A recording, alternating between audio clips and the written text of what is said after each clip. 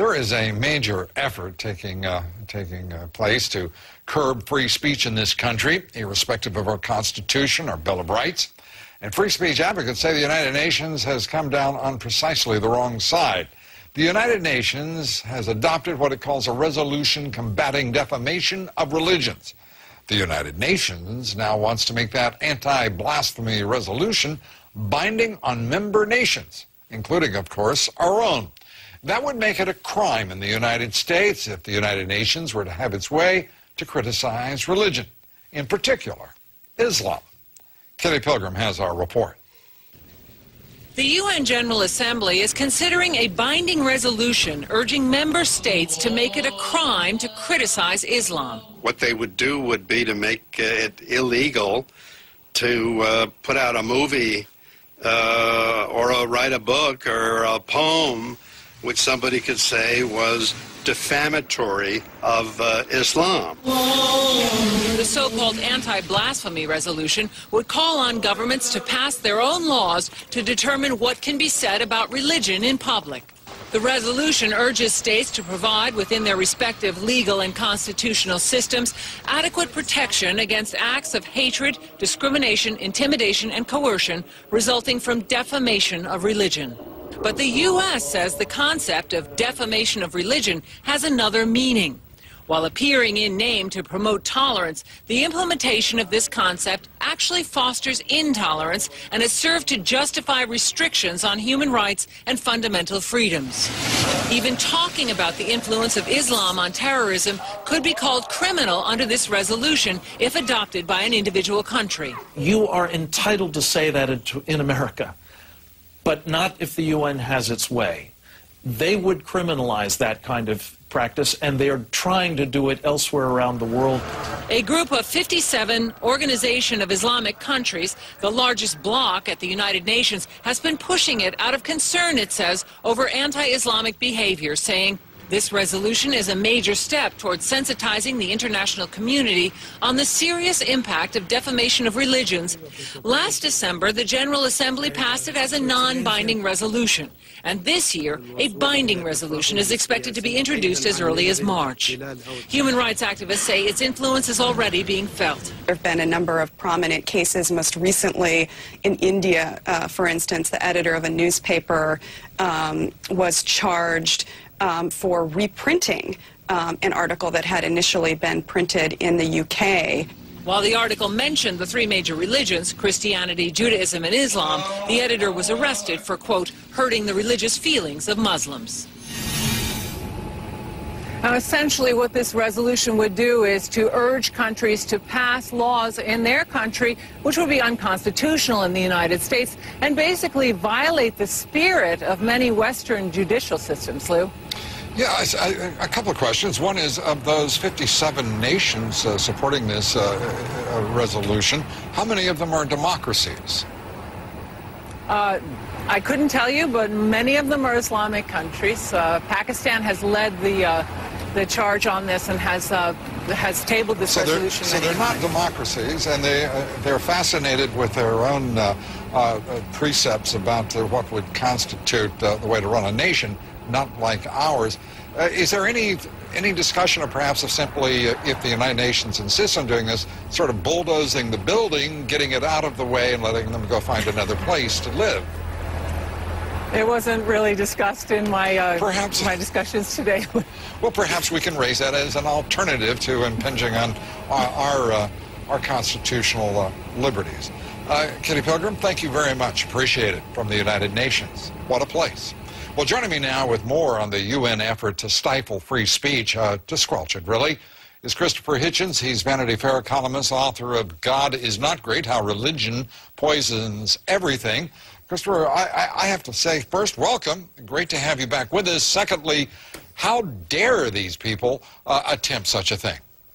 Well, first, thank you for having me back. And second, look, the claim of Islam is that it is the last and final revelation from God to humanity. That's quite a big claim to make, that you don't need another book after the Quran. You don't need any more evidence. You don't need any more argument. It's all done for you. Now, that's okay if people want to claim that. But now they want to say, if you have any difficulty with this idea, if you have any doubts about it, you're not allowed to express them. Because if you do, you are insulting us. You're making us feel hurt. Now, just imagine those two claims put together. One, a fantastic claim, and the other, a fantastic claim that you can't challenge. That is totalitarianism defined. It's a rape and butchery of the First Amendment of our Constitution. It's also being joined, though, Christopher, by a lot of nations that are not Islamic, and there seems to be a strong move forward, and it's already, in point of fact, been approved at this level by the United Nations.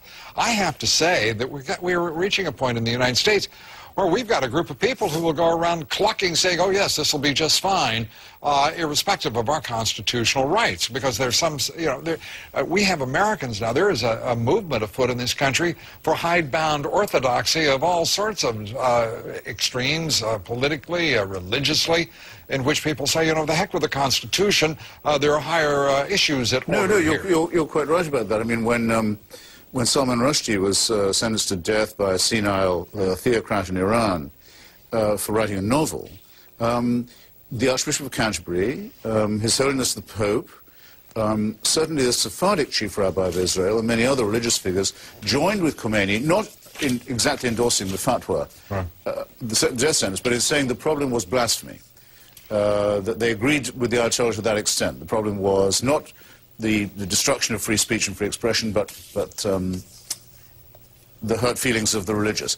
This is a common problem. In Britain, there's a blasphemy law that only protects Christians, for example. It's a big source of Muslim grievance. But when you clear away all these discrepancies, there's one overwhelming thing that's happening, and it's this. There are Muslims who are prepared to use violence at the drop of a hat. If a cartoon is published in Denmark, if the Pope makes an off-the-cuff remark, a stupid one in my opinion, about Byzantium or the Crusades, they go straight to violence, but yet you cannot criticize them for being violent, lest you be accused of blasphemy. Yeah, and it is, well, Islam, of course, Christianity, whatever it may be.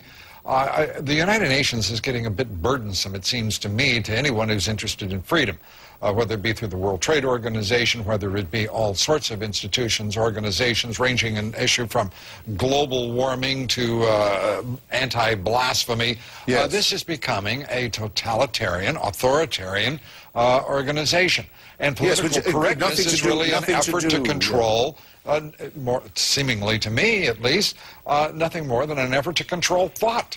Nothing to do with its remit either, which is the settlement of disputes among member states by peaceful means. Of course, nothing to do with that at all.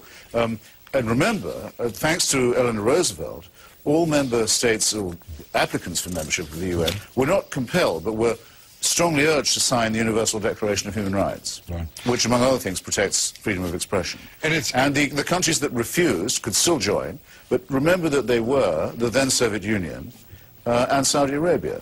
Those were the countries that said we would rather not have to think of universal human rights. Universal human rights exist, whether religion recognizes them or not. And we have to stand up for this. And we have to better start standing up for it now, I would say, against theocracy. Well, let me ask you, you know, in the course of the last several days, to my knowledge, I've been the only one in the national, I will put it this way, electronic media that has challenged Reverend Al Sharpton on the issue of the First Amendment, seeking the firing and actually the intervention of the federal government on the New York Post because of a cartoon that was lame, as I've said, insensitive, and I thought a demonstration of bad judgment, but not racist.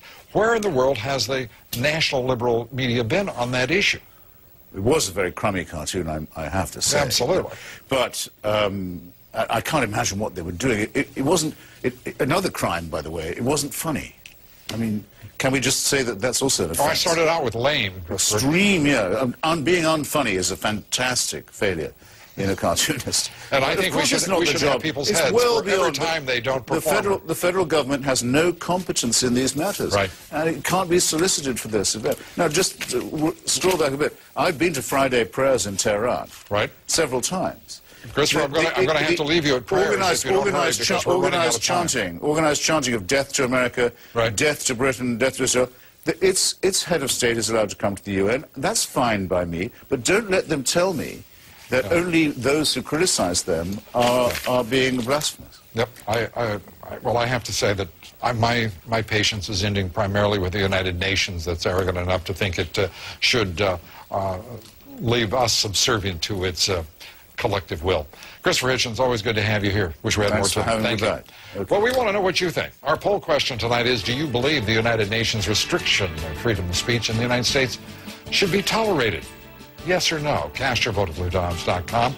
We'll have the results here later. 98% of you say the United Nations restriction of freedom of speech in the United States should not be tolerated. And I'm thinking about bulldozers, but that's an addendum.